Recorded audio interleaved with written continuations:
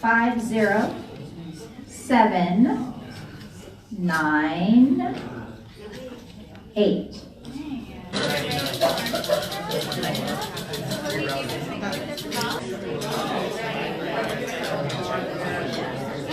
Okay, now we're going to get our speaker on a little early this week.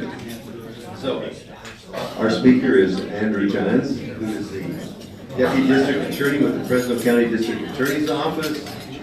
Andrew has prosecuted a number of high-profile cases against gang members, career criminals, and would-be murderers. So he's definitely out there to try to keep our community safe.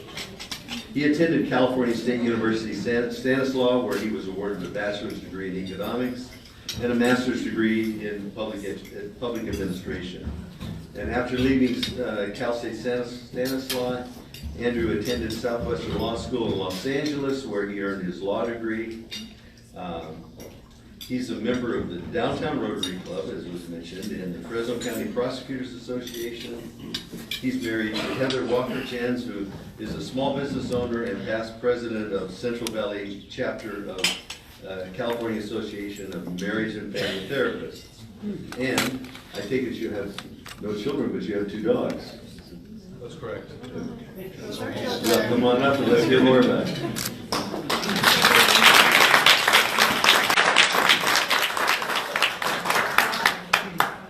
Thank you, Bruce, for the introduction, and Sharon for inviting me here today, and always good to talk to fellow Rotarians.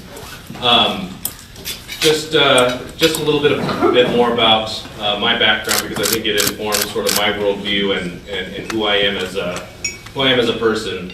I'm a son of immigrants. I grew up here in the Central Valley, and my parents were working class folks. I started school speaking English as a second language, and so I started a little bit behind some of my peers and sort of learning English along the way.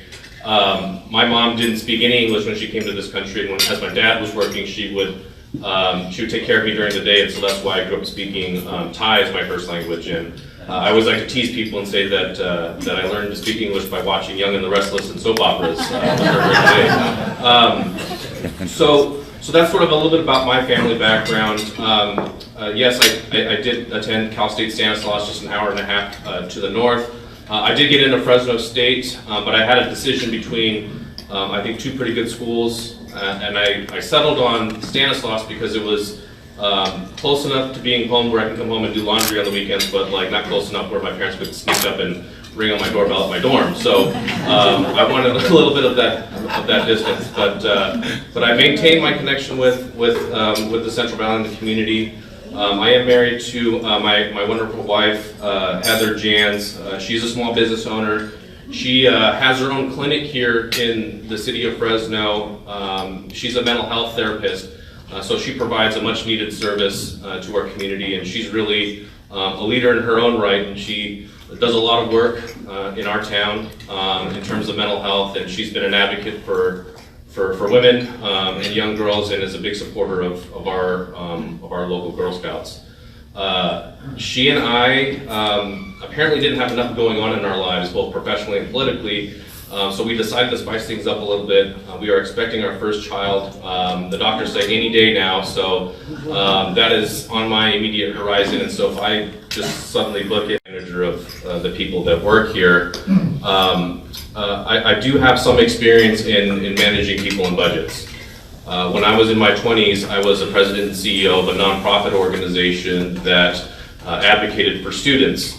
And during my time there, I managed a $2 million budget. We supervised anywhere between 15 and 30 people depending on the time of year. It was a student advocacy group. At the same time, I was a budget officer for a statewide student organization that advocated on behalf of the 450,000 students that attend the California State University system, the largest public higher education institution in the world. Between 2007 and 2009, I was appointed by my university's president to sit on his budget advisory committee. We had budget oversight of a $100 million budget during a pretty tough time in California between 2007 and 2009, when there were deep cuts made to public education. During my time as student body president at California State University Stanislaus, I personally led the effort to promote and fund a student-led initiative that helped build a $15 million stadium. I was a primary planner in terms of budgeting and organizing the construction of this project. So that is a little bit about my management and budgeting experience. Bruce mentioned the fact that I have a master's degree in public administration. I spent 3 years of my life learning how to run a municipality like Fresno. One of my professors during my grad school program was President Obama's former Secretary of Defense and CIA Director, Leon Panetta. I mention him because his teachings stay with me to this day. He taught us about the importance of ethics and transparency in folks who want to have leadership positions in government. So that's so important to me, and his mentorship was important to me. In terms of my position at the DA's office, I can't overstate how much I love my job. It is so rewarding and fulfilling to go to work every single day knowing that I'm going to be an advocate for victims of some of the most horrendous and violent crimes that we see here in our community. There is nothing better than knowing that you are on the side of good, on the side that is there to preserve and protect our Constitution and to bring out truth and justice. It's just so important to me, and my work means the world to me. I think that tells you a little bit about my decision to run for mayor. That I am willing to sacrifice a job that I love and a career that I really don't want to walk away from to do what is, I think, in the community's interest. And putting my own personal issues aside and saying that I want to make a difference for this community. And I think it really takes a calling to put away sort of your own personal agenda to do what is ultimately right and what might ultimately jeopardize my ability to do my job as a prosecutor. And so being in this race means so much to me, so much more to me knowing that I am going to raise my daughter here in this city. And so I think right now we're at a crossroads in our community. We have a really unique opportunity. I think we have a city council that is willing to work with a mayor that is going to really push Fresno forward to better places, to be bigger and better than what we are now. And I really think that, like most voters in the city, we're stuck in a rut. We're stuck in sort of status quo territory. And I think that I bring a unique perspective in being somebody that hasn't worked on the inside, that hasn't been part of the political machine here in Fresno, to bring new ideas to the table and a fresh perspective in terms of leadership. So what is my vision for Fresno? Well, first of all, the number one issue, obviously, all across California, all across our community, no matter who you ask, if you're talking to a Democrat or Republican or Independent, is poverty and homelessness. It is the number one issue. And it's something that I personally care deeply about. It's something that I see every day in terms of my work as a prosecutor, people that are down on their luck, people that have mental health issues, people who don't have homes, get involved in the criminal justice system, and I have that interaction with them, and many of them we house in Fresno County Jail, and that is on the back of taxpayers. And so we have to do something about the poverty homelessness issue. Number one, I think we need to do a better job in terms of prevention. There are so many people here in our community and all across the state that are right on the verge of becoming homeless. And so like other big cities, we need to do more in terms of making sure that these folks have the protection when they fall in these circumstances, because most people, they're 1 or 2 paychecks away from losing everything, and my family's been in that position, and so I know what that's like. So we need to do more in terms of prevention. Yes, we need to build long-term shelters and places where people can go so they can receive the services that they need.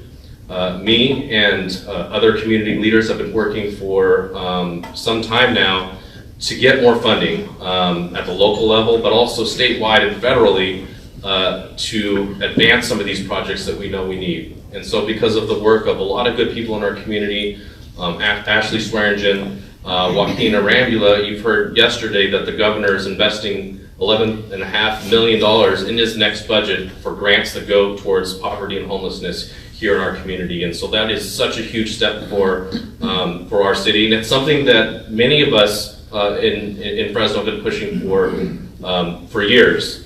But that's not enough. We need to do more long-term. We need to do more long-term in terms of addressing income inequality that afflicts not only our community, but communities all across the nation.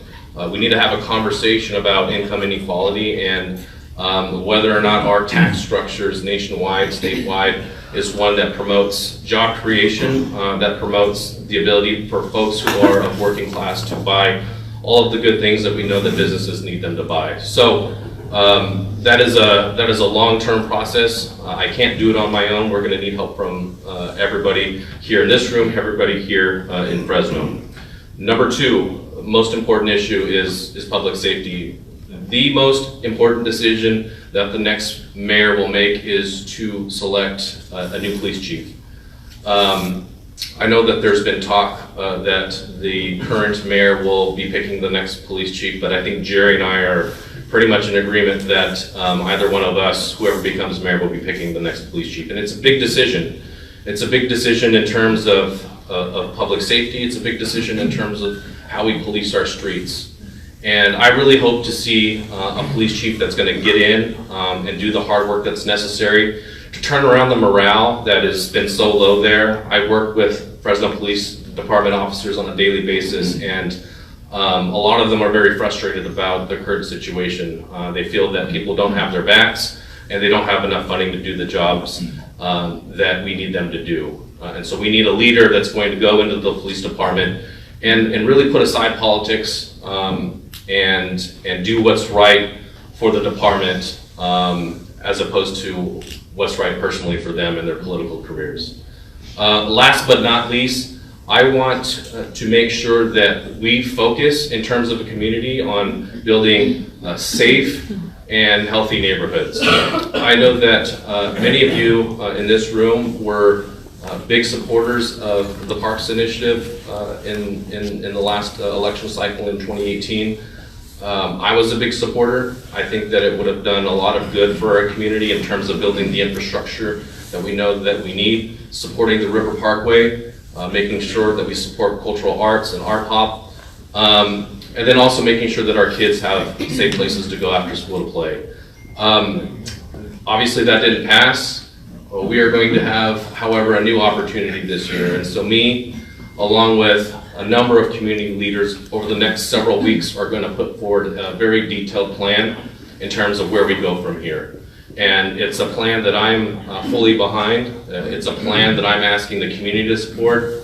It's a plan, frankly, that I'm asking my opponent to support. It's a plan that is going to, I think, bring the community together. We have a very large cross-section of community organizers, leaders, folks in the arts, people who support parks, people in public safety that are going to get behind this. It's going to generate $75 million worth of revenue per year. It'll sunset in 20 years, so the voters are going to have to reapprove it. Half of the money is going to go to the parks and the arts. The other half is going to go to public safety. It's going to go to the fire department, which we all know is completely dangerously underfunded. 25% of it is going to go to policing, which we know where they need help as well. So it's a project that I'm supporting. I hope that all of you get behind it. It's something, not everyone's going to be happy with it, but I think that it's a good compromise, and it's something that's going to help move our community forward. So with that, I know that we're short on time, and I wanted to give an opportunity for all of you to be able to ask me a question, because I can't run this city. I can't be mayor if I don't know what issues are important to you. But before I do that, I just want to say this. I love my city. I love Fresno. It means a lot to me. I think we need to change the conversation. I think that we need complete and wholesale change here in our city. We can't keep saving the same cast of characters that work downtown at City Hall and hope for a different result. And I really think that we can aspire to be better than just a distribution hub for Amazon and Ulta. We can do better. We deserve better. Our children deserve better. And I hope to get my message out there between now and March 3rd and hopefully earn your support. So thank you very much for having me here. I'm open to any questions. I understand there's a move afoot to revise the 2014 Fresno General Plan. And as I understand that plan, a big part of the emphasis was on infilling the parts of the city that are vacant, that need to have housing or whatever. And and what I'm concerned about is, and it does not emphasize going out beyond our borders and building these big developments, which the developers like to do. I understand. Do you know anything about that? Can you tell us? Yeah, sure. So the city council is having discussions right now on whether, yes, to reopen the general plan. And we had just put the general plan into place back in 2014. We spent millions of dollars getting community input, putting it together. I'm a big supporter of the general plan. I think it's a good document. I believe firmly that we need to do a better job of implementing the city plan, the general plan. The general plan, as it stands now, thank you so much. As it stands now, there's an emphasis there to focus on the neighborhoods in our city that have been forgotten in terms of community neighborhoods. There's an emphasis on downtown and the corridors that lead into downtown, Blackstone as an example. And that is really the emphasis behind that. And so there are folks on the city council that are talking about reopening it. Because I think, yes, you're right, there are some developers that want to continue with urban sprawl and pushing the boundaries of our community further to the north and further to the east. And so personally, I don't think that we need to spend millions and millions of dollars to reopen this initiative. I think we just need to do a better job of living up to its spirit. And unfortunately, I think there was only one city council member that voted against reopening this discussion and spending all of this money. And so, hopefully that answers your question. If I were mayor, I would try to shut that down. Okay. Yes. Thank you for sharing a little bit about who you are today so that we have an opportunity to get to know you. Your opponent is a big guy in the community, in stature, in where he's been, what he's done. He spends a lot of time at community fundraisers. A lot of people know him, and we're just kind of beginning to get to know who you are. So can you share with us maybe one or two specific ideas that separate the two of you in your vision for the city of Fresno? Yeah, thank you for your question, and thank you for the shampoo joke earlier. I laughed. We honestly need to do that at our Rotary Club. I think that one of the biggest things that distinguish he and I, in terms of our vision for this city, is change. I think more forward-looking in terms of what we need to do for our community. I think that local government, the mayor's office, the city council needs to have an active role in building our community. For far too long, we've relied on the private sector, nonprofits to address issues like poverty and homelessness. So for me, I think that we need to do more as a government and as a community of taxpayers to address the needs that we have. And so just as an example, I talked extensively about this new plan that we're going to be putting out in the next few weeks as a coalition of community members in terms of where we need to move forward. I don't think that he supports it at this point, and so I think that would be one thing that distinguishes us. Another thing that I think distinguishes us, and I know that this is a controversial issue amongst a lot of people, but I work in public safety, and I'm a big advocate of legalizing marijuana and cannabis. I just think that the war on drugs, although good intentioned, has really failed. I've seen millions and millions of dollars here locally dumped into that effort. We have a unique opportunity to raise revenue for our city. If you look at the city of Woodlake, it's not even a city, it's a town. They've generated over $100,000 in terms of revenue, sales tax revenue off of this industry. And so we know that it's legal here in California, that people want to do it, and they're just trying to find a place to go. So as mayor of this city, I would make sure that we would regulate the industry, make sure that it's safe, we make sure that it stays out of the hands of kids, but at the same time, take advantage of this huge potential opportunity for new funds for our city so we can build schools, parks, roads, and bridges, and all the great things that we know that we need. My opponent has been all over the place on this issue. I don't know where he stands. He's historically been against it, but I think after our last debate, he's sort of shifted positions on it. And so, you know, I'm very clear about where I stand on the issues, even when it comes to controversial issues. Yes, sir. Yeah, with regards to housing for the homeless, you mentioned the term long-term, and it makes sense that once people know where the government can place these people, long-term may work, but with regards to keeping them there a long time, that doesn't make a lot of sense. Could you talk about that? Yeah, sure. And that's so important. And just another thing that distinguishes me, and I think from my opponent, is he's referenced this this plan that they use in San Diego. The problem with the San Diego plan is exactly the point that you bring up. It doesn't become a short-term place where people can go to get their services and turn their lives around and get educated and get into a job.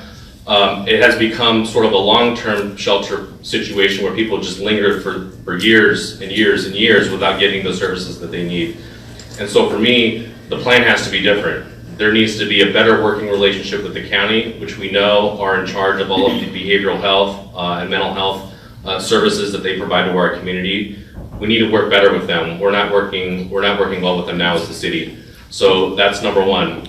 You know, number two, and this is something that I personally won't have any control over, but we need to address income inequality in our country. We have a shrinking middle class, a growing group of people who are underemployed, and we have, frankly, the top 1%, you know, owning more and more of our national resources and national wealth, and that's not good for anybody. And so I'm a big supporter of the DRIVE initiative here in the city of Fresno.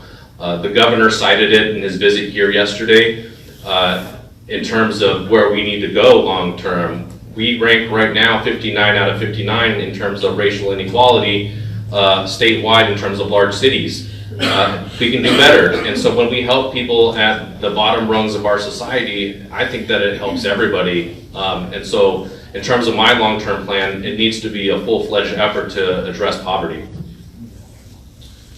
Yes, sir. I understand from I'm reading the paper the other day that you raised $9.2 million in your race against Nunez. Congratulations, that's quite a bit of money. But I'm kind of curious how much of that came outside the congressional district. You know, oddly enough, I raised more money in the congressional district than the congressman. So that, I think, informs you a little bit as to where the money comes from. You know, my best fundraising neighborhood, I think, was somewhere in San Francisco, in full honesty, and Nunez's best fundraising neighborhood was somewhere in Beverly Hills. So, you know, that is the nature of politics. One thing that I'm very proud of is the fact that I didn't take any money from corporations. I'm a big fan of campaign finance reform. My average contribution was around $25-30 a person, and those are the people that we like to solicit donations from, because I want to make absolutely clear that I'm going to be working for working people and average people that live in our community, not the big corporations that I think have led us astray. Yes, Bruce. Have you been able to identify on the homeless situation any other communities, even outside of the U.S., that have come up with a workable solution? You mentioned the San Diego one is not really a long-term workable solution. Has anybody come up with one that's workable? You know, I think if someone came up with the magic solution, we'd be using it now. And just I mean, homelessness has been around since the beginning of time. People just not having a place to live, and it's just so frustrating for me to see, we have family members that served in our armed forces, and it's like, we're not even taking care of our veterans, and there's veterans out there on the streets now without a home, without a meal. So what I've seen is that every city is trying something different, and it's something that we're experimenting with right now as a nation, as a state, as a community. We just have to see what works for Fresno, and so what works in San Diego, what doesn't work in San Diego might not work for us here, might work for us here. LA has this rapid rehousing initiative that they've started. I'm very interested to see how that's going to work out. They're pumping a lot of dollars into getting people into homes, but tying strings to their ability to stay there in terms of employment and getting cleaned up in terms of substance abuse. And so to answer your question, and another example, there's a place in Texas that have built these large tent encampments that are clean and safe. And so that really shows us that we don't need to build large fancy facilities to house people long term. We can do some short-term living situations at an affordable rate. What we have to recognize though is what we're doing now here in the city of Fresno isn't working. So we can't continue to do the same thing. We have to do something different. And so we have to try different things. We might fail, when we first start, but if that doesn't work, we're going to go on and try something different. And so the $11.5 million in grant money that's going to come here to Fresno, we have to be very careful on how we spend it. We have to be very careful in terms of how we supervise these projects. And we have to remember that these are one-time grants and they're not going to be around long-term. So we've got to get the problem fixed. We've got to get it fixed now before there's an economic downturn. Yes, sir.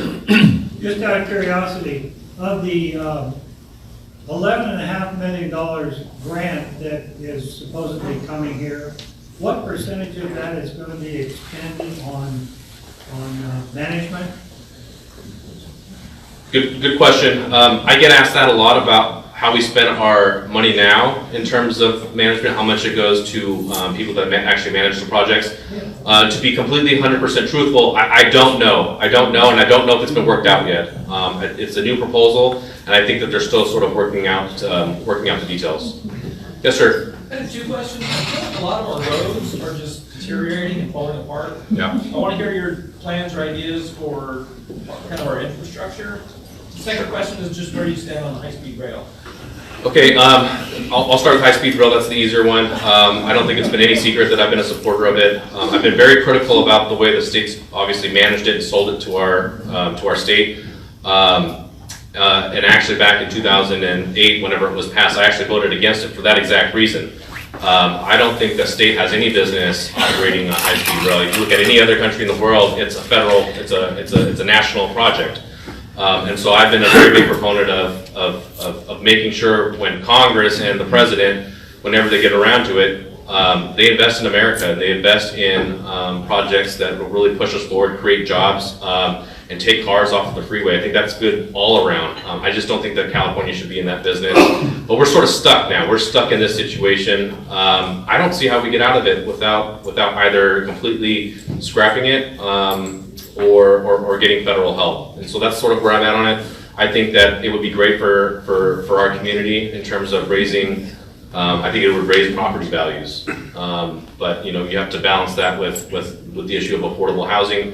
But there's a huge potential there for people to live here in the city of Fresno and commute an hour to go work in places like Silicon Valley, Sacramento, or the Bay Area, even Los Angeles. I think that it was well-intentioned, but man, did they mismanage that project. In terms of transportation here locally, there's a discussion right now amongst our city council as to where the SB $1 are going to go. This is the money from the gas tax that California voters passed last year. I personally voted against the gas tax because I didn't think that Fresno was going to get a fair share, and I think that a lot of the money was going to go to to San Francisco, the Bay Area, and Los Angeles. We need to put pressure on the governor. We got to keep pushing him to get those dollars here and our state legislature. And so I see that happening. In terms of what we're going to do with the money locally, my approach would be to put the money to where the need is. There's a desire amongst the city council members to sort of split up the money equally between the 7 different city council districts, but I think that's the wrong approach. We should look at places in the community that have the pothole issues. We need to fix roads that are broken now, because if we spend some of that money in places where roads are fine, we're creating long-term infrastructure problems down the road where roads are literally falling apart. So my priority is to put the money where it's most needed. And we got to pass Measure C when it comes up for a vote again. Yes, sir. What can the city do about the problem of poverty? Well, I'll be honest with you. There's things that we can do, but poverty, the city's responsibility are generally related to infrastructure and public safety. Those are the two sort of big responsibilities of local government. For me as a science, somebody that follows politics, the emphasis has to be on the way we as a society approach the issue of job creation and fairness. And if I could figure out the magic solution to poverty, I'd win the Nobel Prize. But I think the answer to your question is that local government can't do it on its own, because you have people moving in, people moving out, people fleeing California, and so there's a lot of things going on there, and so we need everybody's help. We need to work and partner with our elected officials who work in Washington. We need to partner with our elected officials who work in Sacramento in creating a tax scheme that promotes small businesses. I mentioned the fact that my wife's a small business owner. I watched her start her business. She's in the point where she's blessed enough to expand and hire additional people. In Fresno, 80% of the non-government workforce are employed by small business owners.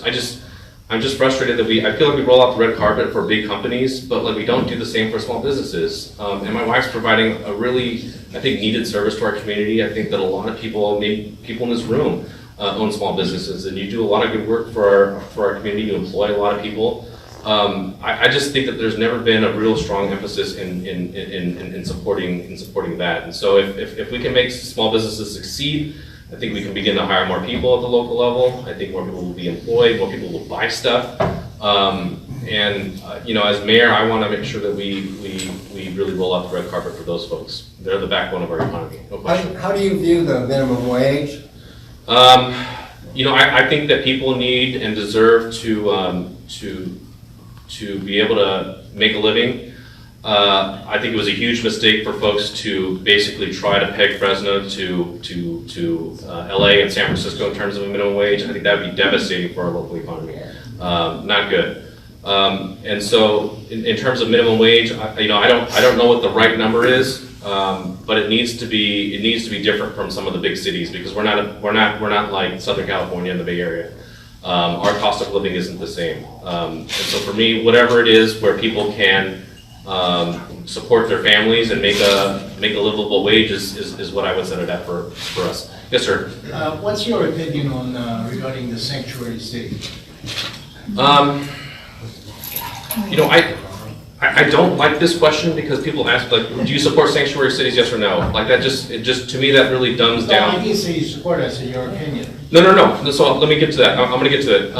So people always ask, and they ask Jerry too, where do we stand on sanctuary cities? And I think that just oversimplifies the conversation. And so for me, as somebody that has come from a family of immigrants, and I have many friends that are in the immigrant community, we have folks that were brought here by no fault of their own, by their parents when they were young children. Many of them served in our armed forces. They have businesses, they pay taxes, and they go to our schools, and they're part of our community. And so I want to do whatever I can to make people feel safe. In terms of a local government, our job is not to enforce federal immigration policy. And let me say one other thing. In my line of work, the hardest thing for me to do, Bruce, are we okay on time? We got 2 or 3 more minutes. Okay. One of the hardest things for me to do as a prosecutor is to prove my case at trial beyond a reasonable doubt. The only way that I can prove my case beyond a reasonable doubt is if I get witnesses to come in to testify.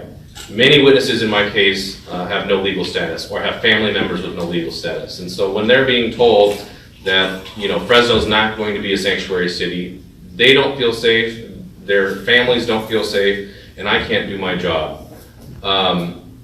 And so for me, I just want to communicate to people who live here that if you're law-abiding, if you're not going out there and committing crimes and you're being a good member of our society, I'm not gonna come in and put your kids in cages and separate families. I think that is the wrong approach, and I've been very upfront and honest about that.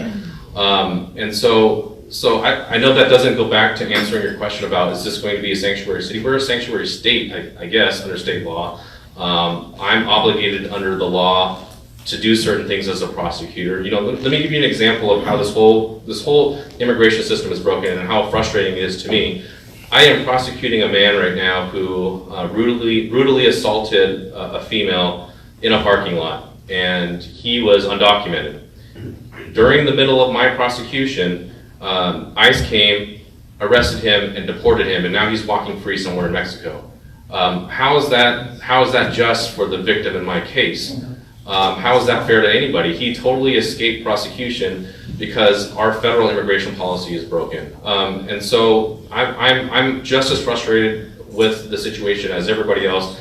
I think Washington needs to get their act together. I think both sides need to come together on the issue because it's hurting all of us and families here, here more than any, I think, other place in the country in terms of the undocumented immigration status and situation.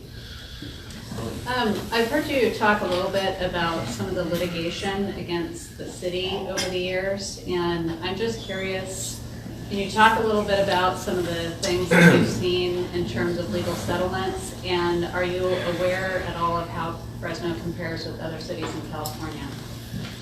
Yeah, so I have been very critical of my opponent in terms of his management of the Fresno Police Department, in terms of how much money we as taxpayers have had to pay out as a result of his time there. And I know he says that that's the cost of doing business. Police officers get sued all the time, but we have to remember that many of these lawsuits were levied against him personally in terms of racial and gender discrimination, in terms of sexual harassment and other things that go on, that have gone on. And so, I know that there's an emphasis in this race where people want me to stay positive, but I can't ignore the legal liability and the potential of having that continue for another 4 years in the mayor's office. And so I have been critical of my opponent in terms of his behavior and conduct there. And here's the other thing. So we're clearing a lot of these officers in these police-involved shootings, and many of those lawsuits, some estimates put it at $30 million over the last 18 years. $30 million is a lot of money. And we've cleared a lot of these officers, and so why aren't we, I'm a trial attorney, why aren't we, if our officers are doing the right thing out there, why aren't we fighting this in court? Why aren't we taking these, we're not a piggy bank for people who want to come out and sue government and make a buck. If our officers are engaged in appropriate conduct, then let's go out and defend them in court. And if they're not, let's get rid of those officers. And I think that we can do a lot more in terms of mitigating our losses in terms of the taxpayer, and I'm going to continue bringing attention to that fact. Thank you.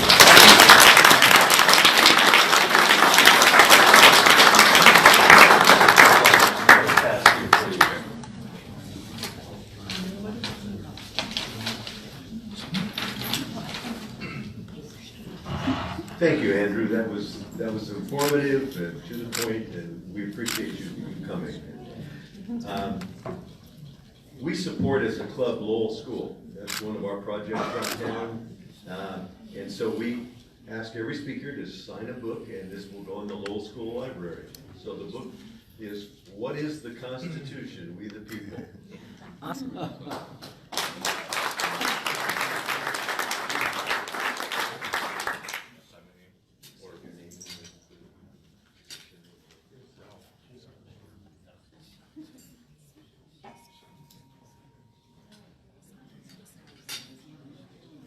No, my boss is Bob Whalen. He's a city council member for Clovis, and he reminds me every day to honor the Constitution, and so I think this would make him happy too.